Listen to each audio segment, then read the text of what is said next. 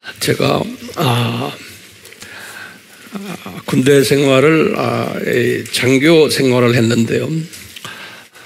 ROTC 제가 3기생이세요.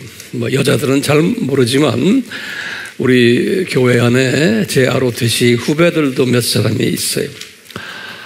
제가 뭐 옛날 사람이지 알고 보면요. 1965년이니까 어떤 사람은 태어나기 전이에요. 그때 제가 이제 소위로 임관해가지고 8사단 16년대 1대대 1소대 소대장으로 이제 제가 가게 됐어요. 그래서 이제 그 당시만 해도 전기가 없었어요. 부대 안에. 그래 이제 초롱불 켜고 이제 하는데 그때 월남 전쟁이 한참 심하게 일어나고 있었을 때인데 우리나라의 그 박정희 대통령이 월남으로 우리 군인들 파병했잖아요. 그때 소대원 40명 중에서 절반이 월남에 갔어요. 제 살아가는 내가 데리고 있는 소대원들이 그 당시만 해도 뭐냐면 모병으로 자원해서 가는 거예요. 죽으러 가는데도 경제적으로 우리나라가 어려웠기 때문에 우리 소대원 중에서 절반이 빠져버렸어요. 그리고는 이제 우리 같이 이제 장기 복무를 하지 않는 사람은 괜찮지만 육사 나온 우리 같은 동료들 중에는 그분들은 장기 복무를 하기 때문에 이분들은 나중에 진급과 관계되기 때문에 한번 월남에 가야 되는 또 그런 그 분위기였어요. 그래서 주변에 같은 동료들 중에서 장기 복무하는 사람들은 월남으로 자원해 가고 그랬어요. 네, 그러면서 이제 우리 세대는 그 월남에 관한 특별한 그 정이 있어요. 월남 전쟁이 75년에 끝났으니까요. 3, 4년부터 시작해서 꽤 오래 했어요. 그러다가 제가 68년에 이제 미국으로 이제 유학을 갔는데 가니까 미국 캠퍼스가 말이죠. 난리들이 월남 전쟁에 반대하는 그 대학생들의 그 데모가 아주 미국을 시끄럽게 했어요. 그런 상황 속에서 저희들이 미국 유학을 했는데 그래서 이 월남 하면은 상당히 저에게는 그 특별한 그 메모리가 있는 그런 나라예요. 미국 사람들도 많이 죽었고요. 거기 가서요. 이제 그런 가운데 이제 이렇게 동남아를 제가 열심히 복음 전하러 다니면서 이 베트남에 한번 저를 좀 주님이 보내주셔서 그곳에 복음을 전하면 참 좋겠다라는 생각을 하고 있었는데 우리 알다시피 그 베트남은 공산주의 나라이기 때문에 복음을 공식적으로 전하지 못해요. 근데 이제 베트남은 오늘날도 마찬가지지만 공산화된 다음에 기독교 중에서 그 오랫동안 개신교를 했던 그 개신교 교단이 하나 있었어요. CMA라고 그래요. Christian and Missionary Alliance라고 그러는데 CMA 이 교단은 우리나라에는 안 들어왔지만 사중복음을 만든 우리나라의 선결교단이 거기에 뿌리가 있어요. 그런데 이 CMA가 미셔너리 교단이에요. 그래서 월남, 라오스, 옆에 또 타일랜드, 그 다음에 필리핀 이쪽에 아주 선교사들을 많이 내보내서 상당히 그 선교를 많이 하는 그 그룹인데 우리나라만은 안 들어왔어요. 일본에도 CMA가 있고요. 그런데 이 공산 정권에서 그 CMA를 공식 개신교 교단으로 인정해주고 그 안에서 자기네가 중국처럼 컨트롤하면서 그 교단을 움직여 왔어요. 그래서 이제 그 교단장도 다 그 공산당 사람들의 영향을 받으면서 이제 복음도 제한적으로 전하고 이제 그런 상황 속에서 남북이 통일이 됐지만 북쪽에 있는 하노이 쪽에는 이 CMA가 공산당의 그 타이트한 손에 잡혀가지고 제대로 복음을 전하지 못하고 신학교도 없었어요. 한 10몇 년 전만 해도요. 그런데 이제 남쪽, 사이공이라고 그러죠. 지금은 호지민 시티라고 그러는 거기에는 그 CMA가 이제 자리를 잡아서, 많은 그 외부의 도움도 받고 하면서 기독교가 좀 많이 자유스럽게 퍼지고 있었지만 항상 공산당의 제한을 받으면서 신앙생활을 해왔어요. 지금도 마찬가지지만 그러다가 이제 제가 때가 되어서 주님께서 제가 월남에 들어가게 했어요. 한 10년 전에 들어가서 제 책을 번역하는 일을 거기에 월남에 최초로 박사학위를 받은 사람 한 분 있는데 이분이 제 책을 보고는 종교의 기원책을 영어책을 보고는 자기가 번역을 하겠다 그래서 번역을 했어요. 번역을 해가지고 이분이 그것을 한 6개월 걸려서 번역하고 나한테 이제 번역이 끝났습니다. 그래서 그 번역 보니까 아주 아름답게 잘 만들었어요. 그래서 이제 이 책을 출판하는 출판 허가를 맡아야 되는데 이 공산나라는 책들을 특히 기독교 책들은 아주 제한해요. 제한했기 때문에 그러니까 우리가 지금 만약에 남북이 어떻게 돼서 그쪽 세력이 강해지면 정말 어려워져요. 이제 월남처럼 돼버려요. 그러니까 정신 차려야 될 것 같아요, 우리가요. 이 책을 제 책을 이제 그 공산당의 종교 담당하는 사람이 읽어서 그분의 그 허가가 있으면 책에 그 허가 넘버가 나와요. 당에서 나오는 허가는 거기 있어야지만 책을 프린트할 수 있어요. 그런데 그 책을 그분이 읽더니 이거는 안 된다는 거예요. 왜냐하면 그 안에 여러 가지 그 종교의 기원책 다 읽으셨죠? 이거는 출판하면 안 된다는 거예요. 그래서 그 번역한 그 형제가 나한테 와서 뭐라고 그러냐면 출판이 안 됩니다. 이거 어떡하죠? 그래서 우리 코리안들은 저도 코리안 아니에요. 그게 무슨 관계 있느냐 그냥 해버리자 그런 거예요. 근데 그게 안 된다는 거예요. 하면 감옥에 들어간다는 거예요, 자기가. 그런데 이제 이분이 출판사 한 사람을 소개하는데 그 출판사가 라따이안이에요. 라따이안이라는 말은 아버지가 한국 사람이고 월남 전쟁 때 그 다음에 이제 어머니가 월남 여자분의 근데 그분이 그 출판사의 사장님이세요.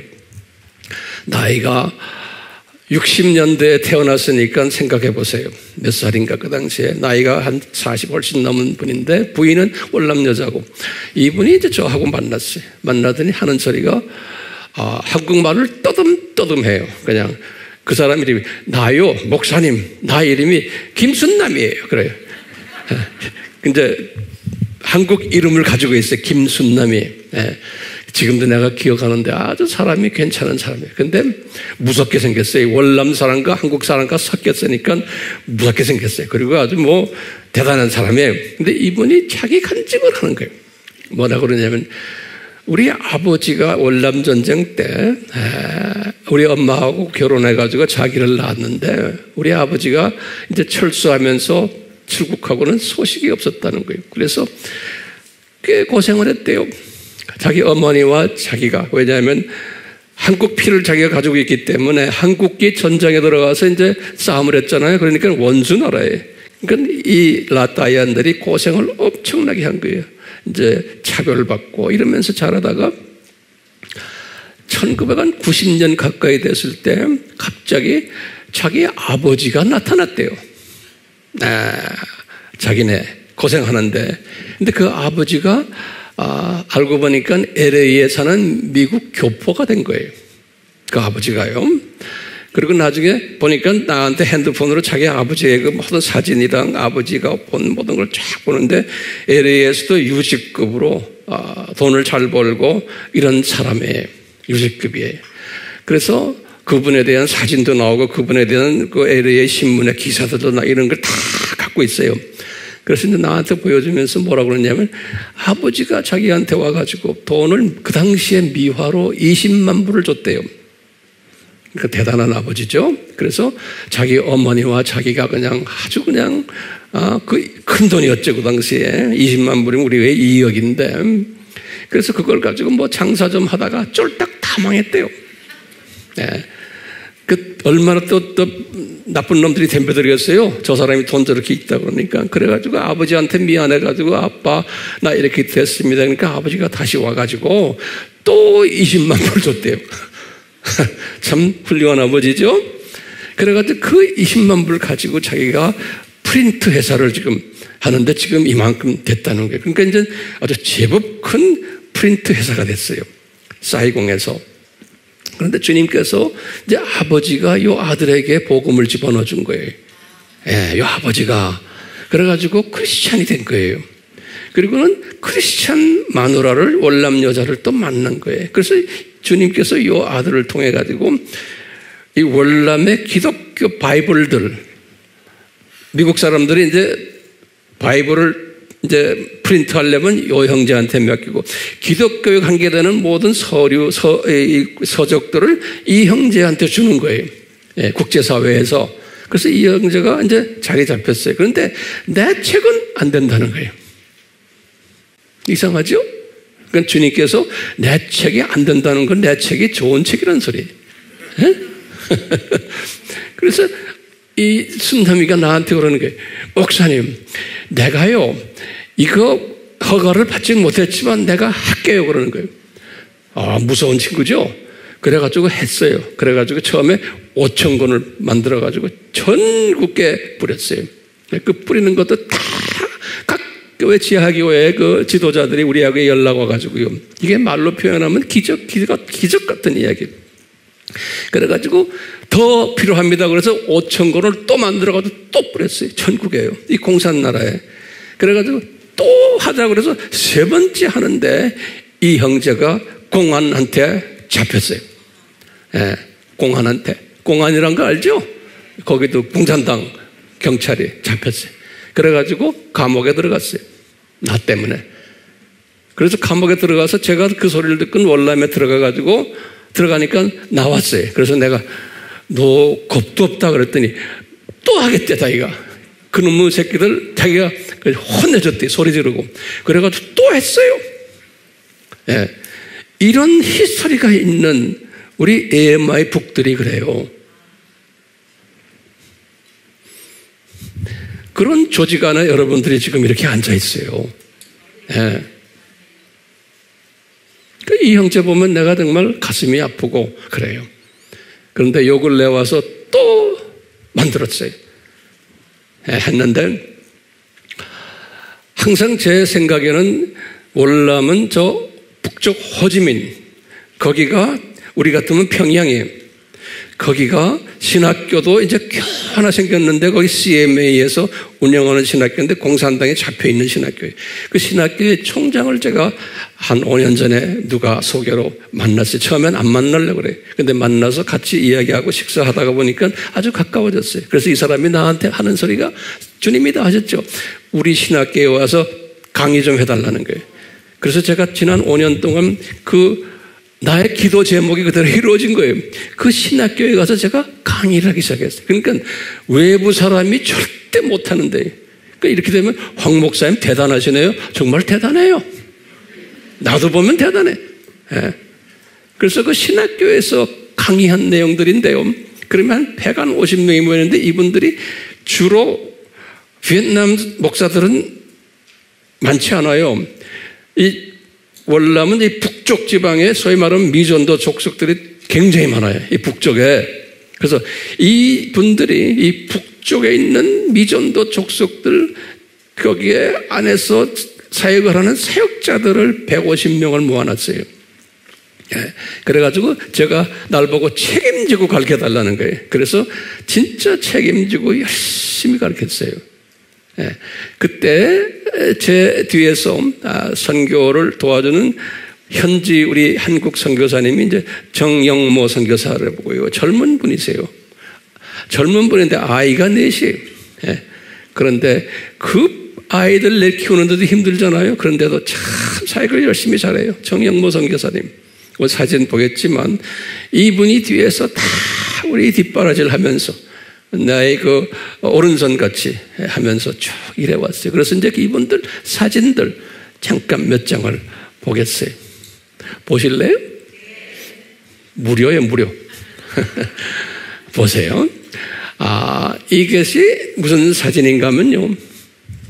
이것이 미국의 선교사가 CMA 선교사가 1912년인가 들어갔는데요. 다낭에 들어가서 거기서부터 퍼져가지고 이 하노이의 첫 자기네의 선교본부와 신학교를 만들었어요. 이게 그 본부예요. 이게 미국 사람들이 만들어 놓은 이 본부인데 제가 저 건물 앞으로 지나다니면서 주님 저기에 들어가서 제가 강의하도록 좀 해주세요. 그래서 10년 전에 저기에 총회장을 제가 만났는데 안 된다는 거예요. 공산당이 당신을 단에 못 쓰게 한다는 거예요. 그러면서 기도하면서 주님의 때가 되니까 제가 저기에 들어가서 강의를 시작한 거예요. 그러니까 이게 기가 막힌 이야기들이 너무 많아요. 저 건물, 이 건물 앞에서 제가 열심히 주님한테 대화를 많이 했어요. 이 하노이에. 자, 보이죠? 이 건물에, 이게 지금 북한 이 월남이에요. 아주 힘든 곳이에요. 거기 제가 딱 서 있죠?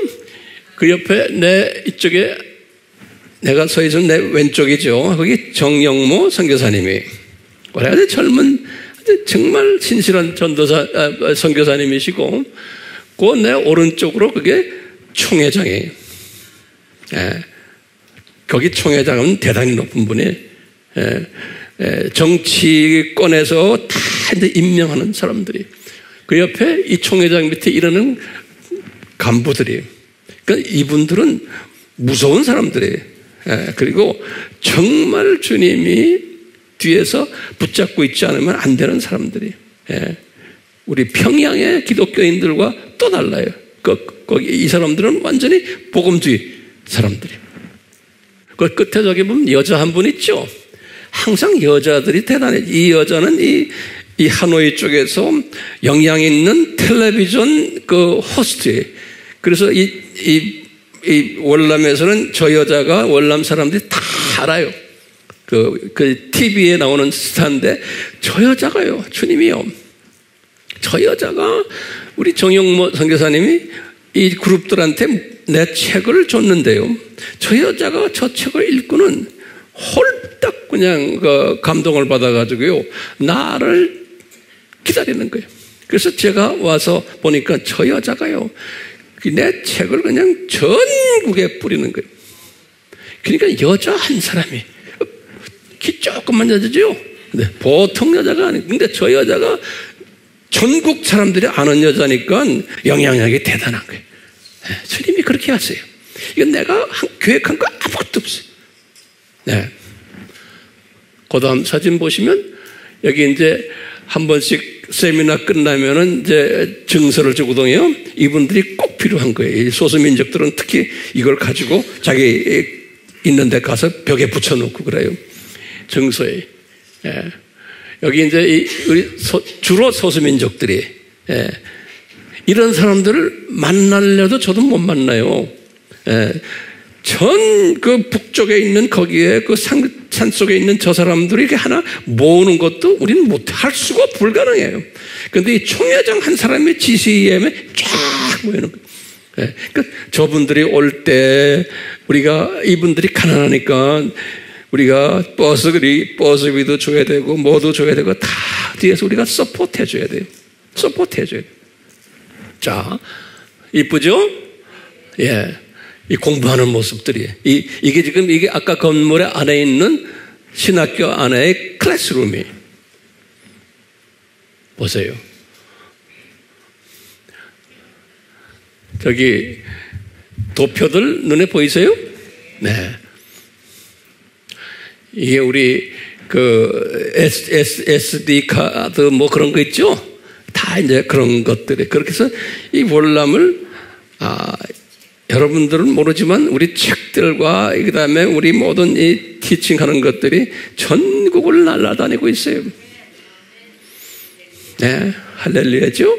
그러니까 여러분들 그냥 스토리로만 듣지 마시고 기도로 이제 동력해 주시면 주님이 얼마나 기뻐하시겠어요.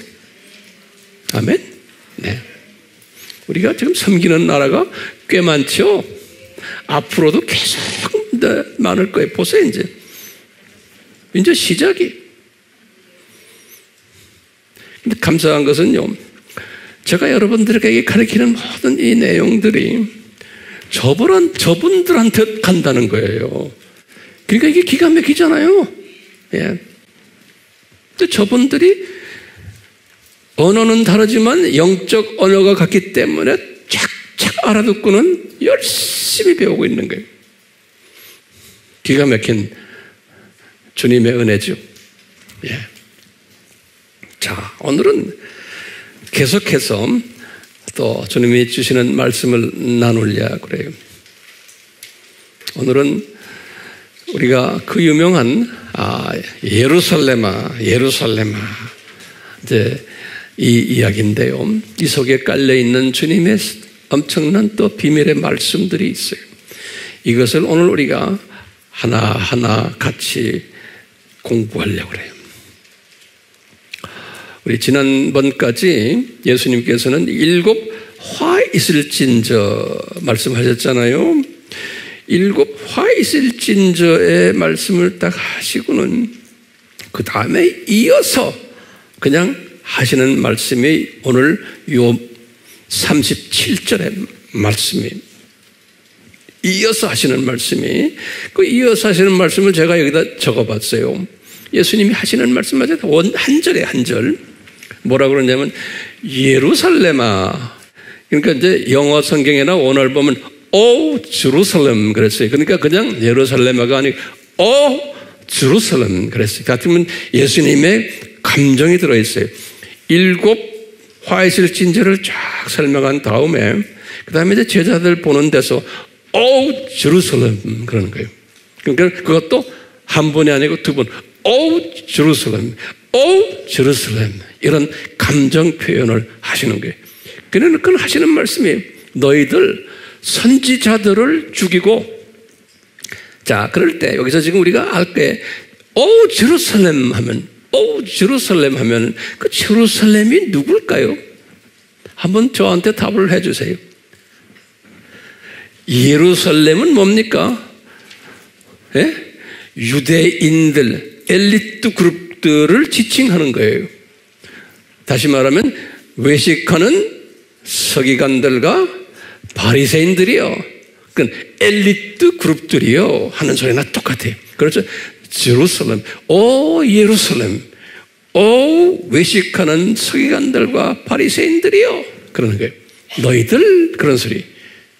그러면서 얘들아 너희들 선지자들을 죽였다는 거예요. 그러니까 구약시대예요. 아브라함부터 시작해서 과거 2000년 동안 예수님이 지금 하시는 말씀이 2000년 동안 내가 보낸 선지자들을 너희들이 죽였다는 거예요. 어떻게 죽였느냐? 돌로 쳐서 죽였다는 거예요. 그러면서 예수님이 하신 말씀이 뭐냐면 내가 이 사람들을 보냈다는 거예요. 예수님이 지금 말씀하시고를 이 당시에 예수님이 주후 30년이니까 이제 33세 되는 때 요게 예수님이 이제 이 십자가 사건 바로 있기 전 곧 주의 화요일에 하시는 말씀이거든요. 이 말씀이 고난주일 화요일에 하신 말씀인데 너희들 내가 구약시대에 내가 이 선지자들을 다 보냈다는 거예요. 그러니까 이분들이 이게 소화하지 못하는 거예요. 어떻게 30살 33세 된 갈릴리 출신 저 예수가 구약의 유명 선지자들이 있어요.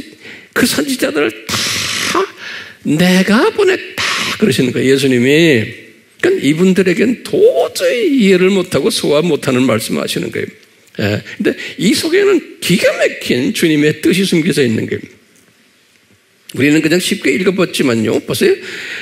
내가 너희들에게 선지자들을 파송했다는 거예요. 예수님이 지금 말씀하시는 거예요. 그러면서 하시는 말씀이 내가 내 자녀들을 모으려고 한 일이 몇 번이냐? 그러나 너희가 원치 아니했다.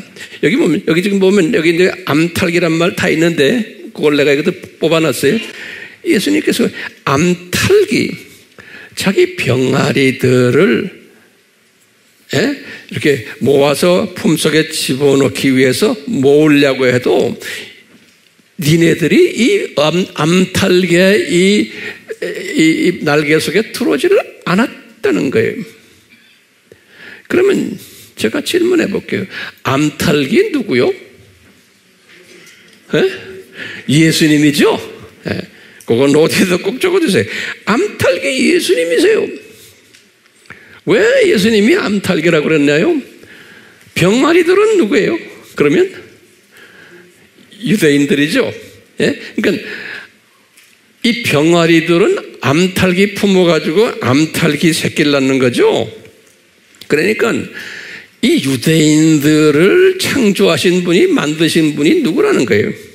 예수님이라는 거예요. 그러니까 내가 암탉이고 너희들은 병아리들이라는 거예요. 그런데 니네들이 그렇게 오라 내 품에 와라 했는데도 내 품에 들어오지 않는다는 거예요. 너희가 원치 아니하였다. 이 말이 기가 막힌 말이에요. 그러니까 예수님 품으로 안 들어왔다는 거예요. 지금 이런 말씀을 하시는 거예요. 그러면 이 속에 깔려있는 기가 막힌 예수님의 심정을 우리가 오늘 좀 공부하려고 해요. 그리고 이것은 우리가 굉장히 중요한 개념이기 때문에 예수님께서 오 예루살렘, 예루살렘 하실 때는 그 속에는 굉장히 예수님의 그 여러 가지 복합적인 심정이 들어있어요. 우리가 이 예수님의 심정을 한번 꿰뚫어 보자고요. 자, 보세요. 우선 예수님의 심정이 어땠을까요? 이분들이 미워서 이렇게 말했을까요? 노트에다 하나하나 좀 적어보세요. 니네들이 내가 이렇게 했는데 내 품에 들어오지 않고 내가 보낸 선지자들을 다 돌로 쳐 죽인 이놈들아 라는 개념으로 볼 때 이 나쁜 놈들아 라는 의미에서 오 예루살렘 하셨을까요? 이거 우리 굉장히 중요한 개념이에요. 나는 볼 때는 아닌 거예요. 그렇죠? 그러면 우리가 이제 신학적으로도 보면 두 개념이 있어요. 칼빈주의와 알메니안주의예요. 먼저 칼빈주의는 제쳐놓고 알메니안주의에서는 이걸 어떻게 해석하겠어요? 이 유대인들아, 너희들 이거 봐라. 이렇게 예수님이 너희들 구약 때 사랑해주고 선택해서 복을 받으라고 해서 여러 가지 했는데 너희들이 구약 때 이 예수님이 가르쳐 주신 이 계명을 지키지를 않고 우상 섬기고 바벨론 종교를 섬기고 이런 못된 짓을 너희들이 자의적으로 했기 때문에 너희들 722년 아수르 제국 사건이 있었고 586 바벨론 사건 너희들 경험했잖아. 그러니까 이것은 전적으로 너희들 잘못이다 이놈들아 이렇게 보는 거예요. 알메니안주의에서는요. 그렇기 때문에요. 유대인들 너희들 과거 구약시대에는 너희들 그래도 하나님의 선택 안에서 봐줬지만 너희들 그래가지고 좀 있다가 예수님을 십자가에 못 박는 일까지 너희들이 한 놈들이다 이런 측면으로 보는 거예요. 그렇기 때문에 이 유대인들은 이거 봐라. 예수님도 이놈들 예루살렘 해서 꾸중을 하듯이 너희들은 저주받은 족속이다 라고 보는 거예요. 그게 어느적 해석이에요? 알메니안적 해석인 거예요. 왜? 인간이 책임이에요. 인간 책임을 잘못했다. 이렇게 보는 거예요. 그래서 그 해석을 가지고 과거 2000년 신약시대 교회들이 반유대주의 사상으로 간 거예요. 반유대주의를 뭐라고 그래요? 안티세미티즘. 그러죠?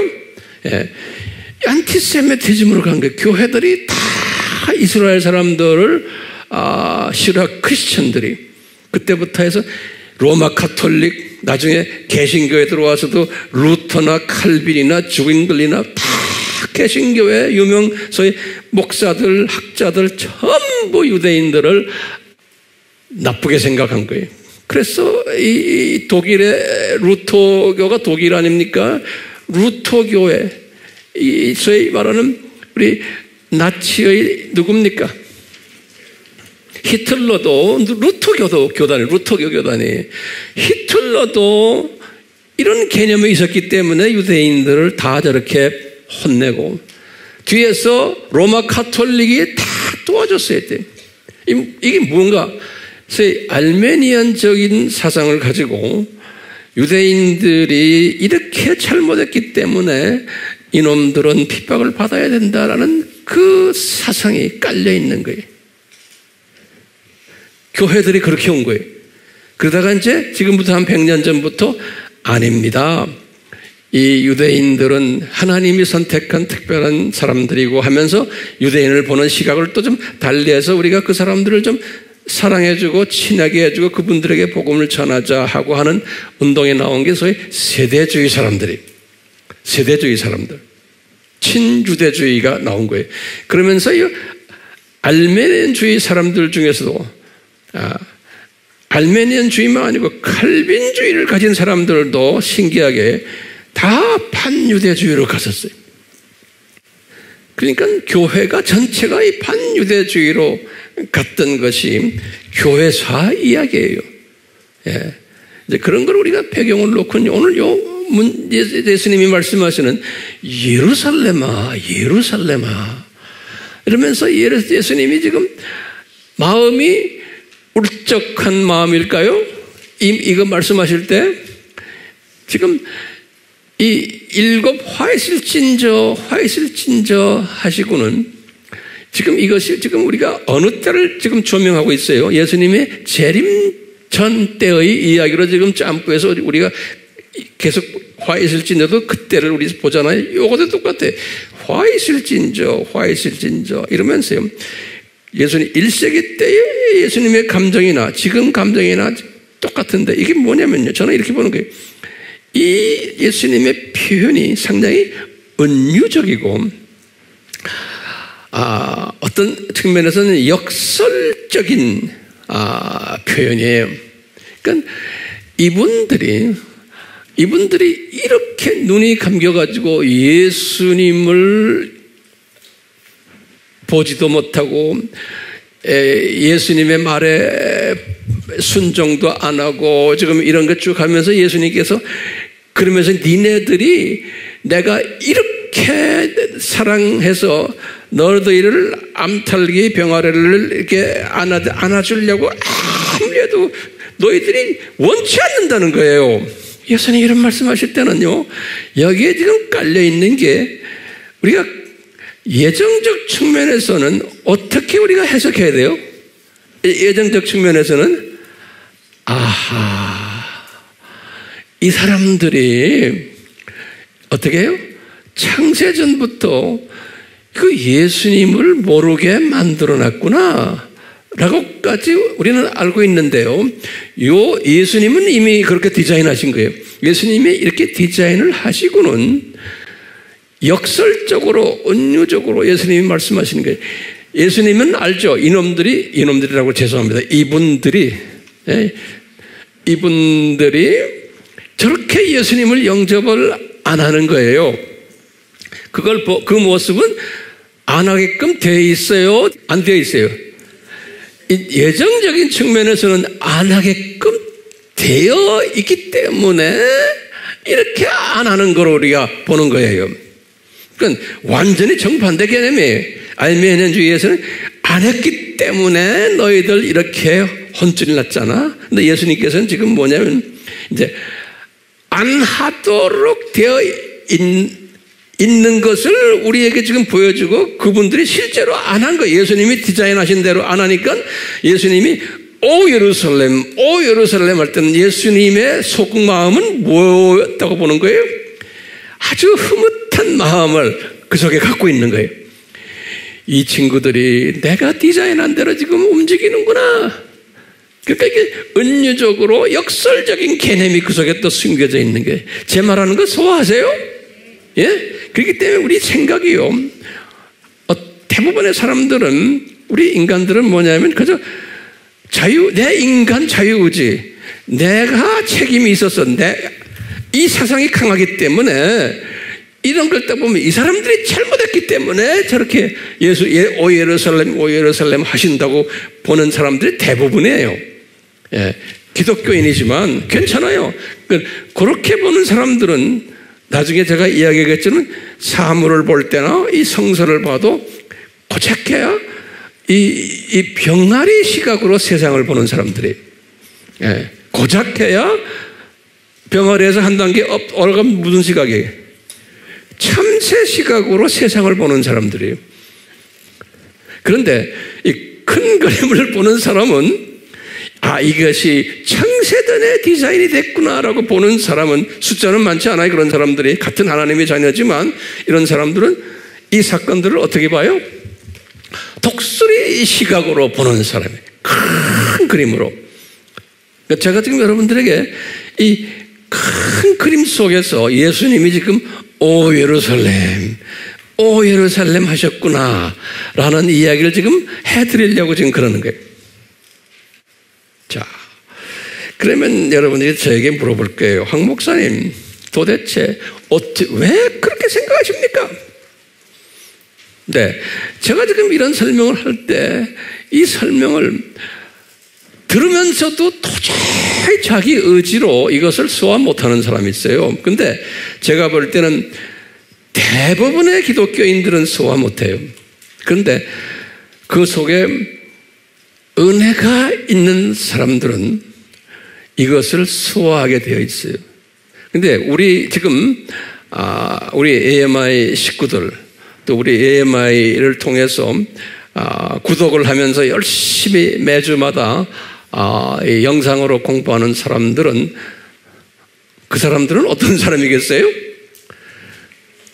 최소한 제가 가지고 있는 이 시각에 동의하거나 이것을 더 알고 싶어하는 사람들이에요. 예, 그러니까 이런 사람들을 향해서 저는 지금 메시지를 전하는 거예요. 오케이? 자, 그러면 우리 질문이 있어요. 이제 왜 이스라엘 사람들을, 지금 잘 들으세요. 왜 이스라엘 사람들을 창세전에 예수님을 영접하지 못하도록, 다시 말하면 구약의 여호와가 예수님이라는 것을 모르도록 창세전에 이렇게 디자인하셨나? 이것이 우리의 질문 중에 질문이에요. 예. 그래서 이제 이것을 우리가 공부했죠. 예수님의 선제론이라 그랬죠. 구약에 나오는 여호와 하나님은 다 누구라고? 예수님이다. 지금 예수님이 지금 말씀하시죠. 여기 보면 내가 내 자녀들을 모으려 했다는 거. 예수님이 지금 33세 되신 예수님이 구약시대에 선지자들을 보냈던 분이 나라는 거예요. 예수님이 지금요. 그러면 선지자들에게 보내가지고 무슨 메시지를 하기 위해서 선지자를 만들었어요? 제가 여쭤볼게요. 이사야 선지자, 예레미야 선지자, 하박국 선지자, 말라기 선지자, 그 선지자들을 부르실 때 구약 성경에는 여호와께서 아무개에게, 여호와 하나님이 이렇게 말했죠. 근데 예수님이 그 여호와가 나라는 거예요. 예수님이 지금요. 오케이? 이게 지금 여기서 분명히 그랬죠. 내가 그 선지자들을 보냈다는 거예요. 그러니까 분명히 여호와 구약에서 나온 그 여호와가 누구라는 거예요? 예수님이라는 거예요. 이 중요한 개념이에요. 그러면서 예수님께서 이 부분에 대해서 몇 가지 또 한 게 있어요. 우리 잘 알죠? 아브라함도 예수님이 내가 아브라함과 만나고 아브라함에게 내가 모든 걸 다 지시했다고 그러는 거예요. 성경 어디에 나와요, 여기? 예? 요한복음 8장 56절에서 59절이. 예수님이 유대인들에게 하신 말씀이에요. 예수님이 33세 되기 전에 젊은 갈릴리 출신 예수님이 유대인들에게 말하는 거예요. 유대인들아, 2000년 전에 아브라함 있잖아. 그런 게, 그럼, 예, 그분이 우리의 조상입니다. 그 아브라함이 나를 방문하고 내가 아브라함 방문하고 그 당시에 아브라함하고 나하고 같이 지냈단다. 그러시는 거예요, 젊은 청년이. 그러니까 이분들이, 여보시오, 당신이 2000년 전에 우리 조상 아브라함하고 같이 지냈어요? 그분에게 명령 내렸어요? 그러니까 예수님이 기다 그러는 거예요. 그러면서 하시는 말씀이, 얘들아, 내가 아브라함 있기 훨씬 전부터 내가 있었단다 그러시는 거예요. 그러니까 이분들이 놀래 자빠져가지고 뭐예요? 돌로 쳐 죽이려고 그러는 게, 어떻게 감히 네가 이런 말 하느냐. 우리 알지요? 요한복음 몇 장에? 8장 56절에서 50 몇 절에? 9절. 이거 다 외우셔야 돼요. 중요한 개념이에요. 똑같이 요한계시록에서 예수님이 요한에게 1장 8절에 그러는 거예요. 요한아, 내가 누군지 아냐? 내가 알파와 오메가다 그러시는 거예요. 다시 말하면 계시록을 시작하는데 계시록은 오메가 아니면 끝 이야기 아니에요. 그러니까 내가 역사를 시작한 알파고 내가 오메가다 그러시는 거예요. 예수님께서 계시록 1장 8절에 그러시면서 나중에 계시록 마지막에도 또 이런 말씀하세요. 그랬는데 도대체 알파와 오메가는 건 역사의 주인이라는 소리예요. 근데 이분이 구약에 딱 보니까 이사야서 44장 6절에 이사야에게 예수님이 그러는 게 내가 알파와 오메가다 그러는 거예요. 이사야서 몇 장 몇 절이에요? 44장 6절에. 그러니까 이사야에게 말씀하셨던 그분이 알파와 오메가인데 예수님이 그 알파와 오메가가 누구라는 거예요? 나라는 거예요. 그러니까 정리해요. 구약 때 여호와가 누구라는 거예요? 예? 예수님이라는 거예요. 그러니까 예수님이 그 구약 때 여호와의 이름으로 내가 예루살렘아 예루살렘아 너희들 이 유대교의 이 엘리트 그룹들아 내가 이 프로페트를 선지자들을 다 내가 보냈단다 그러는 거예요. 그런데 너희들이 말 안 들었단다 그런 말씀이에요. 그러니까 이분들에게는 이건 도저히 이해가 안 되는 말씀이죠. 네. 그럼 이 프로페트들이 선지자들이 보내가지고 무슨 메시지를 전하려고 보냈나요? 이게 질문이에요. 여러분들 뭐라고 대답해요? 한마디로 말하면 너희들 내 백성들아 선지자들이 한 말이 뭐예요? 한마디로 말하면 창조 목적에 위배하지 말아라예요. 다른 말로 표현하면 바벨론 종교를 섬기지 말아라. 너희들 이거 말 안 들으면 어떻게 된다? 저주받는단다.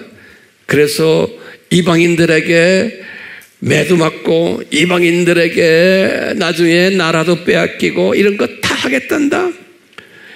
이 말씀이 모세 때 하신 말씀이거든요. 우리 잘 아는 모세 때의 신명기 28장 1절에서부터 14절은 이거 잘하면 이 창조 목적대로 잘하면은 복을 내린다. 내 자손들에게 너희 돈도 많이 벌게 하고 뭐 출세시키고 다 하겠다는 게 1절에서 14절 그랬죠. 그런데 15절부터 마지막 긴 마지막 65절까지인가 있어요. 뭐냐? 안 하면은 엄청난 어려움 저주를 받겠다 하셨거든요. 이대로 그대로 지금 하시는 말씀이에요. 너희들 창조 목적대로 안 하면 내 자식이지만 저주를 받겠다.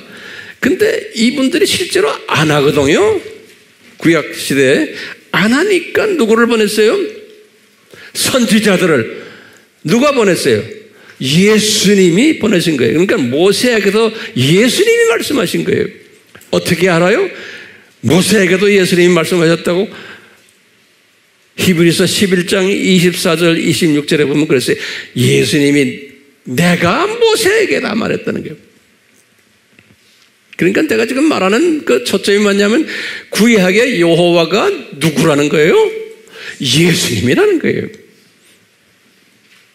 자, 이 예수님이 이렇게 말씀하셨을 때 말을 안 들었다는 거예요. 그렇기 때문에 722년 사건, 586 사건, 우리가 이제 다음 시간에 보겠지만 주후 70년 사건이 이제 요 말씀 하시고는 지금 37절에 38절에 예수님이 딱 하시는 말씀이 네 나라가 이 성전이 다 없어지겠다는 거예요.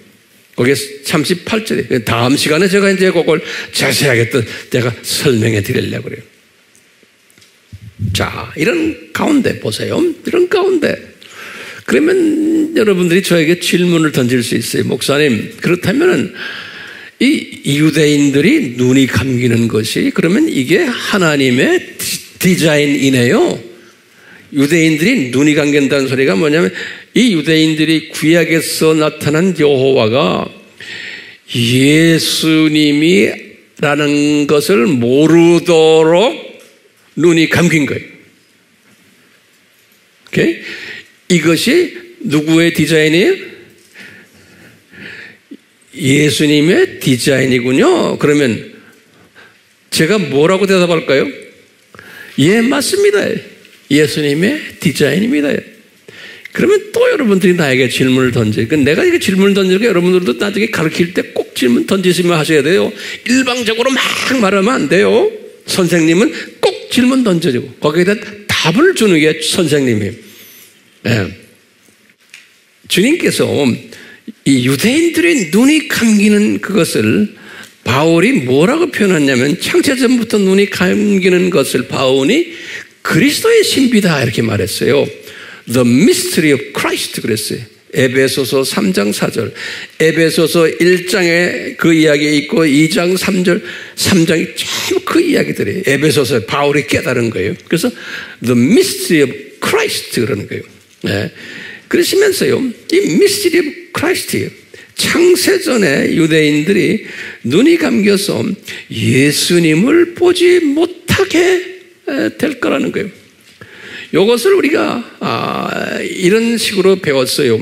요한계시록 12장 1절에 해 입은 여자의 모습으로, 그래서 해 입은 여자가 이스라엘이다 그랬죠. 그런데 그 이스라엘인데 해를 입었고, 다시 말하면 누구를 입었다는 거예요? 해가 누굽니까? 바알신이 누구예요? 니므롯이에요. 니므롯의 옷을 입고 그 다음에 바알은 달을 밟고 있다. 그게 뭡니까? 달은 누구예요? 세미라미스. 그 다음에 12별의 멸관을 쓰고 있다. 그 별이 누굽니까? 담무지. 그러니까 이미 그 여자 이스라엘이 어떻게 됐냐? 지금 여기 요한계시록 12장 1절 2절은 창세전 이야기예요. 창세전에 하나님이 이스라엘이 이렇게 바벨론 종교의 옷을 입고 나타날 것을, 그런 행동을 할 것을 미리 보여주신 거예요. 그 이스라엘 속에서 나중에 계시록 12장 보면은 예수님이 탄생을 하세요. 예. 자, 그러니까 이것이 이미 암시적으로 이 그리스도의 신비가 요한에게 창세전에 이런 것이 있을 것을 암시적으로 보여준 거예요. 그러다가 이제 시간이 지나서 모세 때 딱 왔어요. 이 테이블이 굉장히 중요하니까요. 제가 예전에도 이거 설명을 했어요. 왜 이스라엘 사람들이 예수님을 믿지 않을까라는 그 제목 가지고 자세히 설명했지만 또 보셔야 돼요. 또 보셔야죠? 예. 한 번 들어서 안 돼요. 모세 때, 모세가 이제 하늘나라에 가기 바로 직전이에요. 그래서 주전 1407년에 모세에게 하신 말씀이 있어요.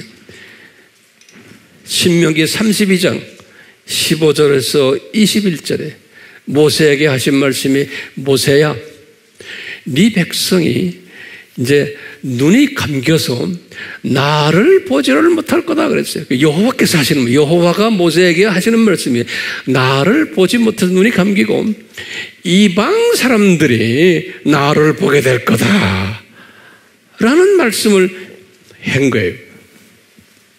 네, 그래서 이 이방 사람들을 보고는 네 백성들이 질투심을 가지게 될 거다 이런 말을 여기다 이해하는, 중요한, 이게 굉장히 중요한 개념이에요. 여기에 신명기 32장 15절에서 21절, 이때 이미 유대인들이 눈이 감겨서 예수님을 하나님으로 보지 못할 것을 여호와로 보지 못하는 거예요.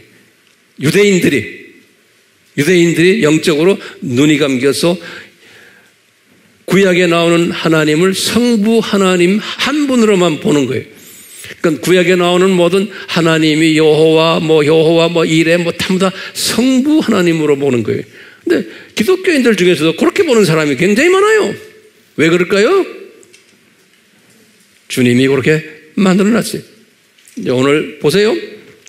그러다가 이제 600년 이전에서 다윗 때 주님이 보여주시는 거예요. 다윗이 시편을 쓰는데 69편 22절 23절에 똑같은 말씀하시는 거예요. 내 백성이 눈이 감겨가지고 예수님을 보지 못하고 이방 사람들이 예수님을 보게 될 거다 이렇게 말한 거예요. 그런데 나중에 이 말씀을 나중에 1000년 후에 바울에게 다시 확인시켜 주는 거예요. 그러니까 바울의 이 말씀을 그대로 인용하는 거예요. 로마서 11장 9절에서 10절에. 이거 우리 잘 아셔야 돼요. 그러니까 이 도표를 가지고서 이야기해야 돼요. 많은 사람들이 나중에 바울 하면 바울이 언제인지도 몰라요. 이 시간 개념이 없어요, 사람들이.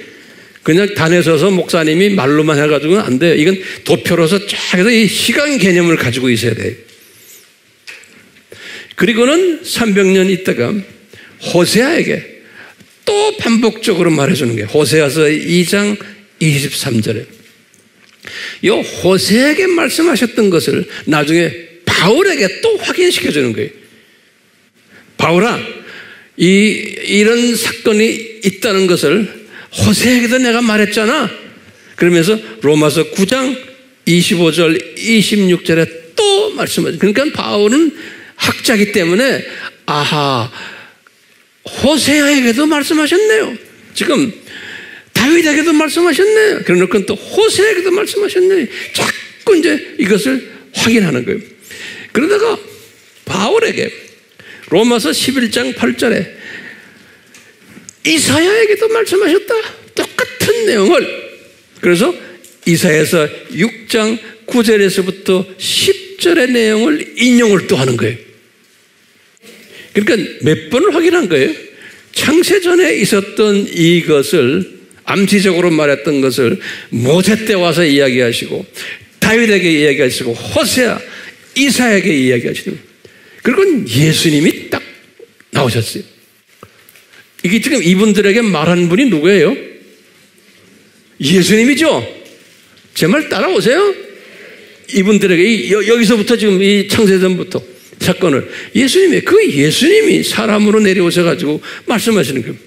예수님이 요한복음 12장 37절 40절에 뭐라고 그러냐면요.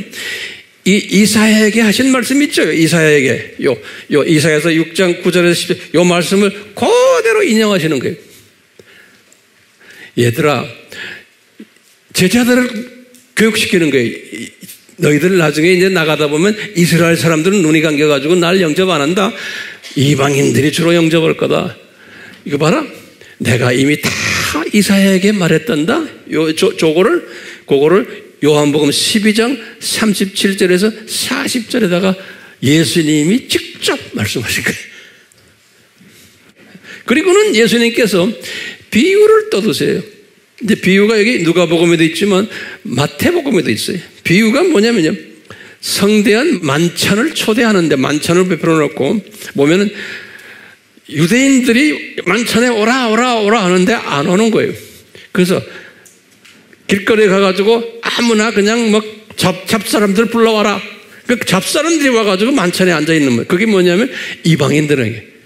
예수님이 이렇게 밥상을 차려놨는데도 이 이스라엘 사람들은 안 온다는 거예요. 그럼 요 말만 딱 들으면 이스라엘 사람들은 나쁜 놈들. 그렇게 밥상을 차렸는데도 오지도 않고 이놈의 자식들, 이 저주받을 놈들, 이렇게 해석할 수 있어요, 없어요? 할 수 있죠.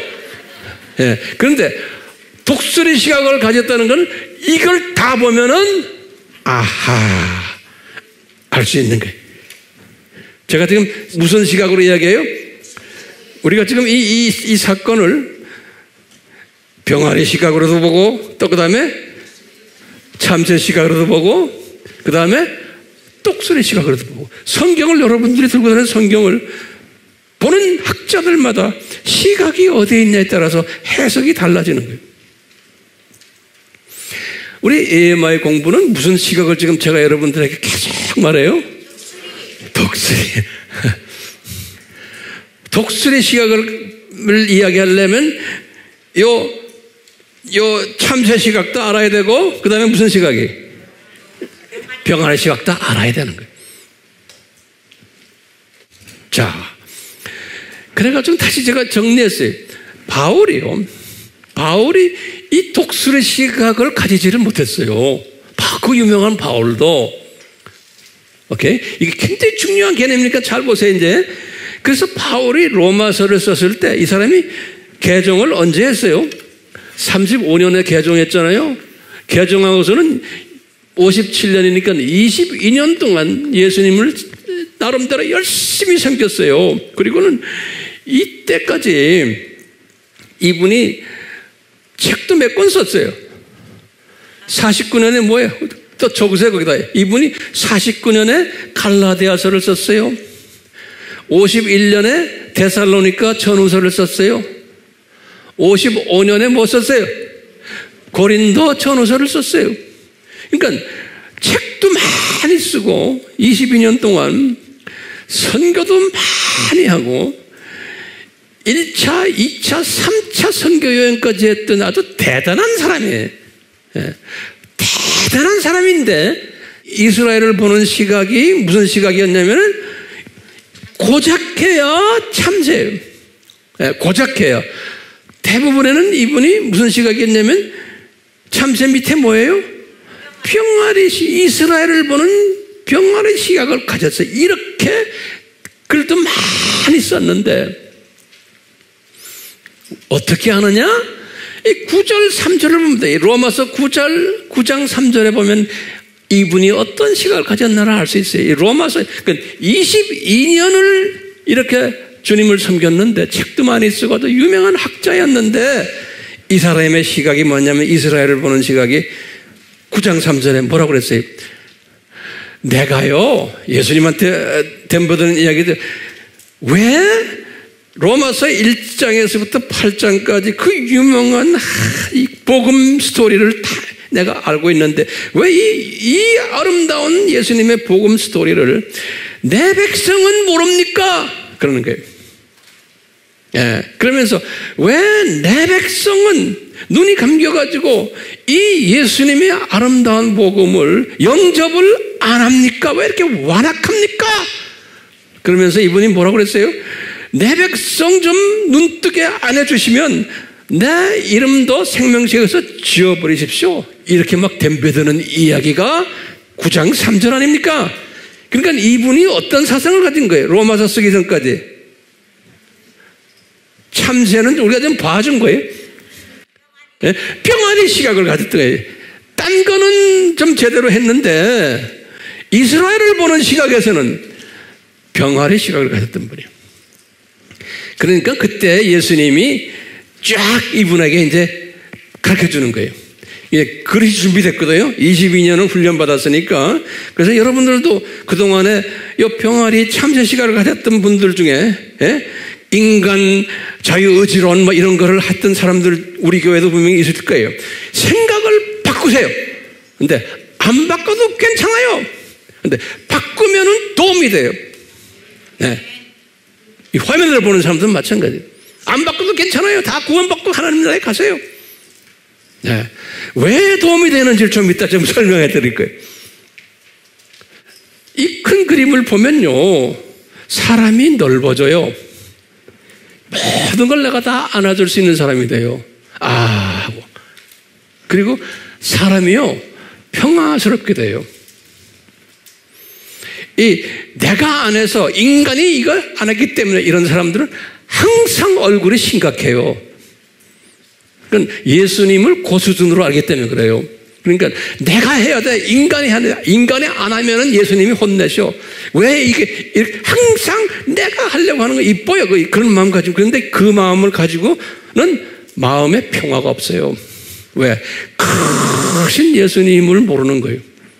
이 큰 독수리 시각을 가진 큰 그림을 모르기 때문에 자꾸 그런 수준으로만 모든 걸 보는 거예요. 근데 그런 사람들이 많아요, 적어요? 대부분이 그래요. 하나님의 자녀들이. 근데 하나님의 디자인이 왜요? 저 천국에 올라가면은 어떻게 세상을 봤나 그 영적 수준에 따라서 계급이 설정돼요. 그렇기 때문에요, 높은 계급에 있으려면은 독수리 시각을 가지셔야 돼. 그러면은 이런 모든 지금 짐승들 까불고 있는 지금 이 모든 상고를 봐도 하하 하고 웃는 거예요. 근데 상고를 우리가 아무리 공부해야 이놈은 상고하고 내가 싸워야지 하는 사람은 싸우도록 놔두세요. 싸우게 돼 있어요. 지금 우리나라에도 많잖아요. 이것 때문에 싸우는 사람들이 많아요. 그러니까 싸우는 사람은 그냥 싸우게 하세요. 왜냐하면 그 싸움을 통해서 우리는 위에서 아하, 예수님이 재림이 가까워졌구나를 볼 수 있는 그 사람들을 통해서 우리는 보는 거예요. 싸움에 들어가서 내가 막 이렇게 하면은 해도 되지만 할 필요가 없는 거예요. 그 사람들을 보고 하라고 그러세요. 왜냐면 역사는 그대로 흘러가게 돼 있는 거예요. 하든 안 하든. 기분 나빠요? 그런 사람 하나도 없길 바라요. 자, 여기 보세요, 이제. 그렇기 때문에 바울에게 이 도표를 설명해 주는 거예요. 다시. 바울아, 이것은 나의 주권이다. 그러는 거예요. 그래서 이제 로마서 9장이 그렇게 유명한 거예요. 이 9장 6절에서부터 23절을 이 모든 디자인은 이스라엘 사람들을 눈 감기게 내가 디자인하고 지금까지 온 것은 that is my 주권이니까 my sovereignty power라는 거예요. 그러면서 예를 들죠. 내가 야곱과 에서의 예를 들죠. 그렇죠? 내가 왜 야곱을 사랑했고 에서를 미워했는지 아느냐? 그 다음에 바로 왕 내가 그렇게 완악하게 만드는 것도 내가 다 한 거다. 그러는 거예요. 그리고 말씀하시기를 토기장이 예를 들어가는 게 아닙니까? 토기장이가 어떤 것은 귀하게 만들고 어떤 것은 천하게 만들고 다 내가 디자인한 거다. 그러니까 나의 주권이라는 것. 그러니까 내가 지금 이 플랜을 만든 것도 눈 감긴 플랜을 만든 것 내 주권이다. 그런 게 바울이 거기서 쫙 무릎 꿇는 거예요. 그러니까 우리가요 이 예정론은 하나님의 주권론이에요. 하나님의 주권 속에서 움직이는 거예요. 이 독수리 시각을 가진 사람은 이 주권을 인정하는 사람이에요. 그런데 하나님의 주권이 아니고 인간 노력, 내가 책임이다 하는 사람들은 하나님의 자녀지만 뭐예요? 무슨 시각이에요? 병아리 시각이에요. 그러시면서 이제 바울에게 예수님이 그런 게 내가 이거 봐요. 다윗에게 이미 말했지 않냐 하면서 로마서 11장 아까 저기 있는 거예요. 내가 호세에게도 말했잖아 하면서 하는 거예요. 이 사건을, 이 디자인을 내가 이사에게도 말했잖아. 그러면서 유대인들이 눈 감길 것을 그리고 이방인들이 눈을 뜰 것을 말했잖아. 그러는 거예요. 잘 따라오세요. 그러면서 이제 11장에 가서 로마 11장에 그렇다면은 이스라엘 사람들은 망한 거요. 그러니까 예수님이 아닌 거예요. 바울에게 바울아 이스라엘 사람들 내가 결코 버리지 않았다. 그러는 거예요. 버린 것 같이 보이지 안 버렸다는 거예요. 눈 잠깐 감겨놓은 거예요. 왜 감겨놨어요? 누굴 살리려고?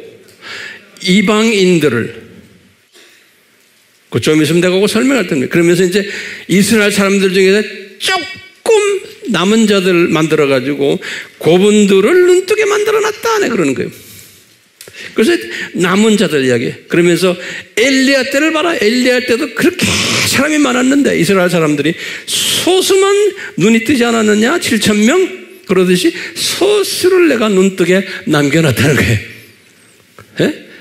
그리고 또 말하는 게 이사야에게도 말했잖아. 1장 9절에 바벨론 포로로 다 갔지만 소수는 그렇지 않다는 거예요. 남은 자가 있다는 거예요. 예? 잘 예수님을 섬기는 자가 있다는 거예요. 여기 남은 자 이론이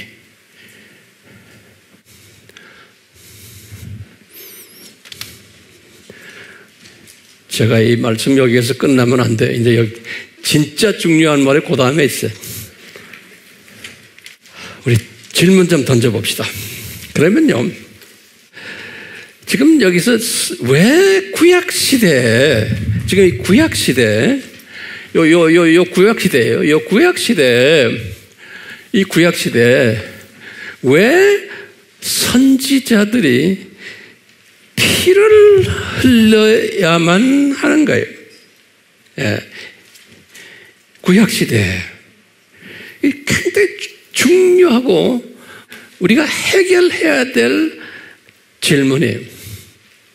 그 착한 사람들, 정말 열심히, 남은 자들이거든요. 남은 자들, 열심히 예수님을 섬겼던 분들인데, 열심히 구약의 여호와가 예수님이라고 믿고 열심히 섬겼던 분들인데, 이분들이 왜 피를 흘려야 되냐 이거예요. 왜 돌에 맞아서? 예. 이게 우리 질문이에요. 여기에 대한 답을 우리가 찾아야 돼. 첫 번째요. 이 구약 시대에는요, 예수님의 십자가 사건 전이죠. 이거 잘 정리해 주기 바라요. 이 십자가 사건 전이죠. 요 구약 시대가요. 그 말을 적어 놓으세요. 십자가 사건 전이다. 그러니까 이때에 죽었던 유대인들, 이때 죽었던 유대인들, 예수님 십자가 사건 전에 이때 죽었던 유대인들은 죽어서 그러면 어디 갔을까? 그 첫 번째 질문이고, 두 번째 질문은 우리가 예정적인 측면에서 보는 거예요. 이때 인구는 많지 않았지만 하나님의 자녀로 예정된 사람들, 이때 세계 각 나라에 여러 족속들 사이에 이 사람들은 죽어서 어디를 갔을까? 라는 질문 던질 수 있어요, 없어요? 던져야 되는 거예요. 왜? 많은 사람들이 이런 걸 모르고 그냥 살지만 질문하는 사람들이 있어요. 이걸 우리가 깨달으면 엄청 또 주님 앞에 우리가 가까이 가고 그분을 더 사랑할 수 있어요. 우리 지적 이 수준을 높일수록 영적 수준이 더 커지는 거예요. 그러면 여러분들, 제가 예전에 여기에 대한 답을 다 드렸어요. 아브라함의 품이 뭔가라는 거 기억나시죠? 그거 좀 적어 놓으세요. 내가 지금 거기에 대한 성경 구절을 먼저 드릴 테니까 이거 꼭 적어 놓으세요. 내가 칠판에다 적지 않았어요. 아브라함의 품 그래 놓군요.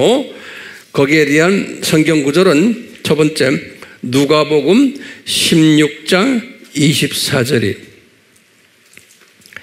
그리고 요 아브라함의 품인데, 두 번째는 베드로가 말하기를 베드로전서 3장 18절, 또 베드로전서 4장 6절, 그렇게 우선 적어 놓으세요. 또 성경 구절이 있어요. 예수님이 요나에 관한 이야기예요. 예수님 말씀에 마태복음 12장 40절이 중요한 성경 구절들이에요. 12장 40절이. 그리고는 또 요나서 1장 17절이, 요나서 1장 17절에, 여기에 대한 성경 구절에 보면 요나서 1장 17절에 뭐라고 그러냐면, 요나가 이 물고기의 뱃속에 3일 동안 들어갔다 그랬는데요. 요나서 2장 2절에는 그걸 어떻게 말했냐면 요나서 2장 2절에는 요나가 음부의 뱃속에 들어갔다 그랬어요. 수올의 뱃속, 음부 또는 지옥 그런 말이에요. 음부의 뱃속에 들어가. 근데 요나가 고래 뱃속에 들어간 그 고래 뱃속이 음부라고 상징적으로 표현한 거예요. 요나서 1장 17절과 3일 동안이에요. 3일 동안이라고 정확하게 말했어요. 요나서 2장 2절에 그랬어요. 그런데 기가 막히고 예수님께서 말씀하시기를 내가 너희들에게 표적을 줄 텐데 요나의 표적밖에 줄 것이 없다 그러셨어요. 그게 마태복음 12장 40절이에요. 그러면서 예수님께서 요나의 표적을 주겠다는 말은 예수님이 죽으셨다가 3일 안에 다시 살아난다는 그 이야기 아닙니까? 그런데 거기에다가 예수님이 그 3일 동안에 요나의 음부 속으로 내려가셨다는 거예요. 그것이 어디에 나와요? 베드로전서 3장 18절 그 다음에 4장 6절에 3일 동안 내려가서 복음을 전했다 그랬어요.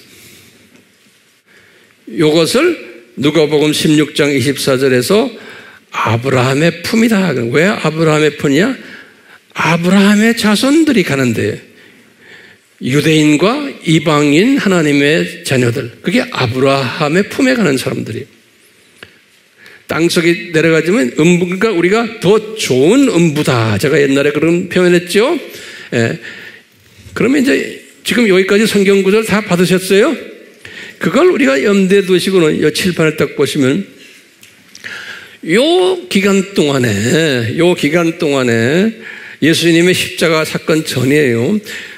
하나님의 예정된 자녀들, 유대인들, 또 이방인들 죽어서 어디를 갔을까? 그러면 분명히 우리 뭐라고 대답했어요? 아하, 아브라함의 품으로 내려갔구나. 이렇게 알 수 있는 거예요. 그러면 보세요. 예수님이 우리가 아브라함의 품에 가려면 우리가 구원받으려면 뭐가 있어야 돼요? 피가 있어야 돼요. 피를 흘리는 누가 있어야 돼요. 신약에서는 이때부터는 예수님이 피를 흘리셨어요. 그렇죠? 그리고 순교자들이 피를 흘렸어요. 신약 시대에는. 근데 이때는 구약 시대에는 예수님이 보내신 선지자들이 피를 흘렸어요. 예. 그러니까 구약 시대에는 예수님이 보내신 선지자들이 피를 흘렸어. 그분들의 피에 의해서 그 기간에 예정된 하나님의 유대인들과 또 이방인들이 어디에 내려갔어요? 아브라함의 품으로 내려가서 특별 이제 교육을 받은 걸로 우리가 생각하면 되는 거예요.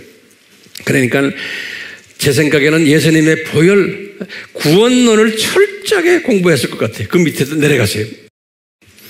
구원론 철저하게 공부하고 그 다음에 뭐예요? 7가지의 그 주제들을 간략하게 쫙쫙쫙쫙 공부했을 것 같아요. 그리고는 졸업시켜가지고 낙원으로 올려보냈다라고 저는 생각하는 거예요. 그래서 이 구약 때의 선지자들이 피를 왜 흘려야 되는가 할 때 대답이 나왔어요. 똑같이 신약 시대에도 예수님이 피 흘리셨잖아요. 그런데 복음을 중동 지방에만 주로 퍼졌지 나머지 나라들은 복음이 안 퍼졌잖아요. 그러니까요.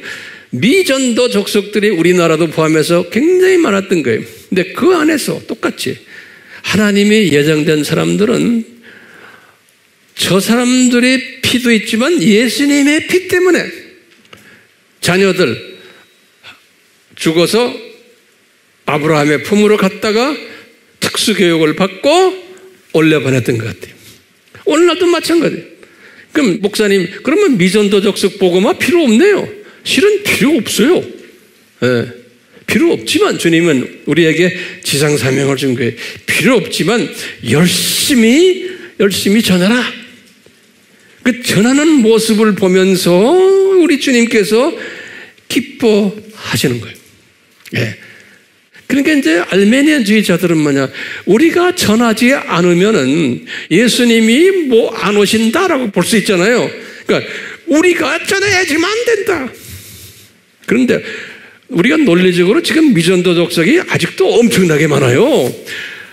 아직도 복음 못 들은 사람들 엄청나게 많아요. 그뿐입니까? 못 죽고 죽은 사람들은 그러면 어떻게 해요? 그러니까 뭐냐, 우리가 전하지 않았기 때문에 저 사람들 지옥 갔다라고 보는 거예요. 그러니까 삶이 편해요, 안 편해요? 예? 그런 사람들은 삶이 편해요, 안 편해요? 항상 얼굴 찌그리고 있어요. 예? 심각하고요. 설교를 해도요, 그런 사람들은 그냥 막 난리 나요, 성이. 네. 뭐 얼굴 딱 보면은 저 사람이 지금 시각이 어느 정도구나 알 수 있는 거예요. 매일 내가 안 하면 안 된다고 보는 사람들 있죠? 그런 사람들이 많아야 적어요. 많아야 되는 거예요. 그러니까 주님께서 그렇게 디자인을 했어요. 자, 그러면 제가 이제 마지막 결론적인 이야기 좀 해볼게요. 그러니까 우리 크리스찬들은 세 종류의 크리스찬들이 있다고 보시면 돼요. 시각적으로 첫 번째는 병아리 시각자들이에요. 이 병아리 시각자들은 대부분 기독교인들의 대부분이 이렇게 많아야 돼요. 이 병아리 시각자들은 삶을 어떻게 보냐면은 이 주변만 보는 거예요. 그러니까요, 주변의 모든 상황에 매몰되어 있는 거예요. 예수님을 잘 믿지만, 예수님을 우리가 믿는다고 하지만, 내 주인이라고 하지만, 그저 매일 그냥 우리 가정, 아이들, 뭐 직장 문제, 건강 문제, 여기에 매몰돼가지고요, 주변을, 삶을 그렇게 보는 거예요. 그 다음에 거기다 이 세상 돌아가는 걸 보고는 그냥 못 살겠다. 이게 신문 들여다보면 신경질만 나. 세상 사람들은 그렇게 보지만 우리 기독교인들 중에서도 그것만 보면 신경질 내는 사람이 있어요. 왜 그럴까요? 병아리 시각이기 때문에 그런 거예요. 예. 병아리 시각이기 때문에. 근데 이 병아리 시각은 나도 가지고 있어요. 여러분들도 가지고 있어요. 그렇지만 병아리 시각도 필요하지만 주변이 이럴 때는 쫙 올려가지고 참새로 올려줘야 되거든요. 예. 참새로 보니까 또 이게 참새면 우리나라만 보는 게 아니잖아요. 주변 나라들 중국도 보고 일본도 보고 이렇게 딱 보니까 또 골치 아파. 예. 이제 그렇지만 그런 참새 시각자가 또 필요한 거예요. 그렇기 때문에 병아리 시각에서 참새 시각으로 보는 것은 우리 기독교인들만이 아니고 세상 사람들도 이 시각이 그렇게 둘로 갈라져 있어요. 그러니까 세상 사람들도 이 참새 시각을 가지기 위해서는 세상 지식도 많이 가져가야 돼. 상식도 늘려야 되고.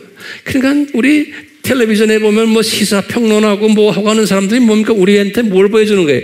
이 세상을 조금 더 참새 시각으로 보라고. 우리 시각을 좀 넓혀보라고 상식 가르쳐주고, 우리가 학교 다니면서 공부도 하고, 교육도 받고, 카운셀링도 받고, 철학 공부도 하고, 세계사도 공부하고 하는 게 뭡니까? 이 세상을 높이 좀 보라고. 그런데 이 일반 세상 사람들은 그것까지만 보는데, 저 창세전부터 쫙 해서 7,000년 이 세상을 보는 시각은 우리 기독교인들만 가지고 있는 특권적인 시각이에요. 그 시각이 무슨 시각이에요? 독수리 시각인 거예요. 독수리 시각이에요. 이 독수리 시각을 우리가 가지는 거예요. 그러니까 예수님께서 제자들에게 이런 말씀하셨어요. 요한복음 15장 19절에 그랬어요.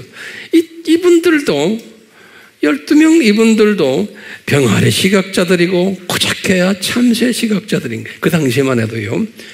예. 그러니까 이분들에게 예수님이 그러시는 거예요. 얘들아, 너희들은 이 세상이 네 고향이 아니다. 요한복음 15장 몇 절에? 19절에. 너희들은 이 세상에 속해 있지 않다. 자꾸 말해주는 거예요. 예? 그러니까 너희들은 잠깐 이 세상에 있는, 그런 말할 때 베드로도 들었지만 베드로가 내 생각엔 그것을 한참 있다가 깨달은 게 베드로 전서, 베드로 후서를 쓸 때 깨달은 것 같아요. 그러니까 베드로 전후서는 64년에 썼거든요. 그리고 65년에 이분 순교당했잖아요. 우리 베드로 선생님은 제가 그냥 추측하는 거예요. 그분의 편지에 의하면 그때 가서 자기의 제자들에게 그랬어요. 우리가 이 세상 순례자고 나그네다 그러는 거예요. 이게 우리 고향이 아니다라고 말한 게 베드로 전서 후서에 그런 말이 나와요. 그러니까 베드로 선생님도 뭐 그 전에 이미 큰 지각을 가졌겠지만 그분이 그것을 표시한 게, 다시 말하면 베드로의 제자들, 우리 베드로 전서에 보면 갈라디아, 본도, 갑바도기아 이런 데, 이 비두니아 여기에 지금 흩어진 내 제자들아 하면서 너희들 시각을, 이 세상에 잠깐 있는 나그네라는 시각을 가져라 하는 이야기가 그러거든요. 그러니까 이분들은 그래도 열심히 신앙생활을 했던 분들이에요. 그런데도 시각은 아직 참새 시각 정도 있었던 것 같아요. 그러니까 베드로가 자기가 깨달은 독수리 시각을 이분들에게 이야기해줘요. 자, 그렇기 때문에 우리가요, 이 큰 그림을 이렇게 볼 때 우리에게 도움이 돼요, 안 돼요? 시각을 바꿀 때, 바꾸는 게 내가 바꾸는, 주님이 이렇게 이런 레슨을 통해서 이런 그림을 쫙 보면서 나의 시각을 성령님이 바꾸게 만들어주세요. 그러면은 시각을 바꿨다고 해서 내가 독수리 시각만 가지고 있는 게 아니잖아요. 나도 병아리 시각 다 가지고 있어요. 병아리 시각으로 해서 주변을 다 볼 줄 알아야 돼요. 예? 또 참새 시각도 가지고 있어야 돼요. 근데 거기에다가 옷을 입혀서 이 독수리 시각까지 다 가지고 있으면요, 주변에 지금 어려운 환경들을 딱 보시고는 이것을 극복할 수 있어요, 없어요? 웬만한 내 주변에 지금 뭐 자녀 문제, 무슨 문제, 뭐 이런 문제 있을 때 그것을 그냥 그 문제가 내가 고민한다고 해결되는 것도 아니잖아요. 그 문제를 내가 잠깐 위에 올라가서 참새로 보는 거예요. 그거 안 되면 또 독수리로 오는 거예요. 그러니까 나에게 태풍이 오면은 그래서 성서에서 독수리는 뭐라고 그래요? 태풍 칠 때 독수리는 어떻게 한다고 그랬어요? 쫙 창공을 올라간다고 그랬잖아요. 그래서 독수리 시각이에요. 네? 그럼 우리가 이 공부에 지금 이 칠판을 놓고 이 공부하는 건 뭐냐면 이 세상에 지금 두 짐승 세계 아닙니까? 이 산고 시대예요. 큰 태풍들이 몰려오고 있고 앞으로도 계속 올 것이고 거기에 대한 자세한 얘기는 제가 엊그제 칼럼에다 제가 썼어요. 예. 그러니까 이 칼럼을 꼭 읽어주시길 바라요. 어딘지 찾지 못하는 분들은 우리 아미교회 커뮤니티에 들어오시면 다 있어요. 칼럼을 자세히 보세요. 거기 댓글 쓴 사람들 내가 오늘 아침에 보니까 정말 고마워요. 그 댓글 쓴 사람들 내가 이렇게 보니까 정말 잘 썼어요, 모두. 그걸 보면서 아하, 이 칼럼을 잘 소화하시는구나. 그리고 이 칼럼 쓴 사람들, 그분들의 글을 읽으면서 사람들이 크게 또 은혜를 받고 도움을 받을 거예요. 그렇기 때문에 이 칼럼 이 사역이 그렇게 중요해요.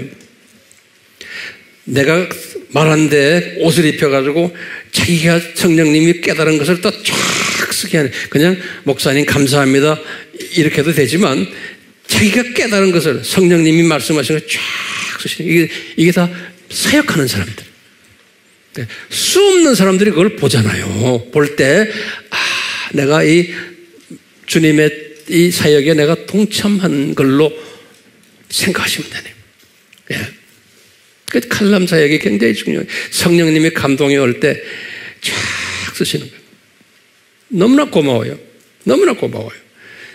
이런 칼럼을 읽으면서 여러분들의 그 댓글을 읽으면서 힘을 받고 새롭게 삶을 사는 사람들이 얼마나 많아져요? 이 산고시대에 우리가 태풍이 올 때마다 문제 해결을 하려고 하지 마시고 어떻게 해야 돼요? 쫙 독수리처럼 올라가면 되는 거예요. 올라가서 딱 들여다보면 이 문제를 주님이 왜 주셨구나라는 걸 깨닫게 되고 이 세상의 이 모든 태풍들도 두 짐승의 이 모든 산거들도 왜 주셨구나 내가 위에서 다 보게 되는 거예요. 그러면 뭐가 와요? 마음에 평강이 오는 거예요. 그리고 소망이 보이고 나의 라이프의 방향이 보이고 그리고 내가 삶을 어떻게 살아야 되겠구나. 이것을 보지 못하는 사람들에게 내가 알려줘야지, 보게 해줘야지 하는 간절한 소망이 나에게 있게 되어 있는 거예요. 이 큰 그림을 본 사람은 저는 그것을 봤기 때문에 부족하지만 여러분들에게 내가 깨달은 것을 이렇게 나누는 거예요. 네. 이 나눔이 앞으로도 계속 될 것 같아요. 네. 왜냐하면 주님이 조금씩 저에게 이렇게 가르쳐 주시기 때문에 제가 배운 것을 여러분들과 나누는 것 뿐이에요. 네. 성령님, 우리 모두에게 이 나눔 속에서 이 세상을 어떻게 살아야 되는지, 이 세상의 모든 이 산고들을 어떻게 내가 소화해야 되는지만이 아니고 이것을 깨닫기를 원하고 여기에 대한 질문들을 기다리고 있는 사랑하는 주님의 백성들에게 우리가 직접 간접으로 내가 깨달은 것을, 내가 안 것을 나누는, 핍박이 있더라도 어려움이 있더라도 불편함이 있더라도 내가 순교의 피를 흘려가면서 이 일을 할 수 있는 복된 자들 되도록 은혜 베풀어 주시옵소서. 예수님의 이름으로 기도드리옵나이다.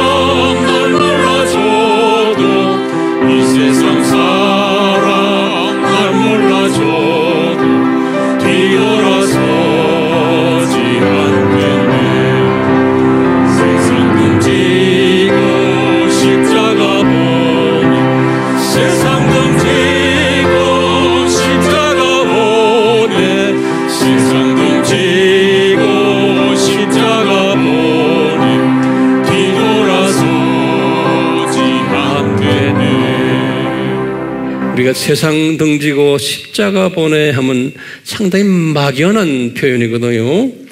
오늘 구체적으로 세상 등지고 십자가 보내 하면 뭘 봐야 돼요? 이 창세전부터 쫙 저 그림을 보는 연습을 합시다. 아멘. 삼위 하나님의 특별하신 은총 가운데 성령님이여 우리에게 더 큰 은총을 주셨소. 이 두짐승 세대, 이 세상을 어떻게 보느냐에 대한 독수리 시각을 가지고 이 세상을 보는 그 은혜가 넘쳐나기를 예수님의 이름으로 축원하옵나이다. 아멘.